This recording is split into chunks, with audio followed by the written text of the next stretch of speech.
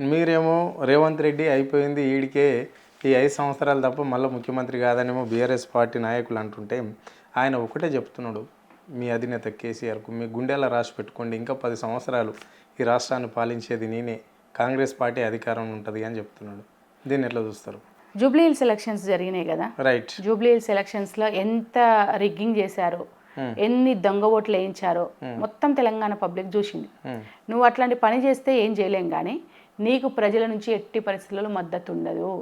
ప్రజలు నిన్ను కోరుకోవట్లేరు, ప్రజలు కేసీఆర్ని కోరుకుంటున్నారు, కేసీఆర్ పరిపాలనను కోరుకుంటున్నారు. 10 ఏళ్ల తెలంగాణలో చాలా సంతోషంగా ఉన్నాం, శాంతి భద్రతలతో ఉన్నాము, చాలా సుఖంగా పడుకున్నామని చెప్పేసి అనుకుంటున్నారు. కానీ ఇవాళ నువ్వు చేసినటువంటి పనులు కావచ్చు, నీ పరిపాలన కావచ్చు, ఎవరికి కూడా ఇష్టం లేదు. నువ్వు దొంగతనంగా ఆ ఓటుకు నోటు కేసులో ఆ రోజు ప్రభుత్వాన్ని పడేయడం కోసం ఎట్లాంటి ప్రయత్నాలు చేసినావో ఇప్పుడు కూడా ఇంకో 10 ఏళ్ళు కొనసాగడానికి ప్రయత్నాలు చేస్తావేమో. కానీ తెలంగాణ ప్రజలేమో అమాయకులు కాదు, చాలా తెలివిగల వాళ్ళు. నీకు కర్రుగా కాల్చి వాత పెడతారు ఖచ్చితంగా.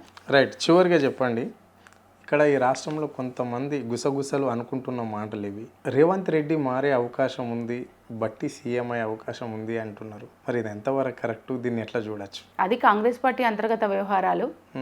సరే, గతం నుంచి చాలా సంవత్సరాల నుంచి కాంగ్రెస్ పార్టీని నమ్ముకొని ఒక నిజాయితీ పరుడుగా పనిచేస్తున్నటువంటి, అంటే వాళ్ళ అధిష్టానానికి ఆ చూపు బట్టి గారి మీద ఉంది కాబట్టి ఉంటే ఉండొచ్చు. Right. Thank you madam, me time మాకు కేటాయించినందుకు ధన్యవాదాలు. Thank you.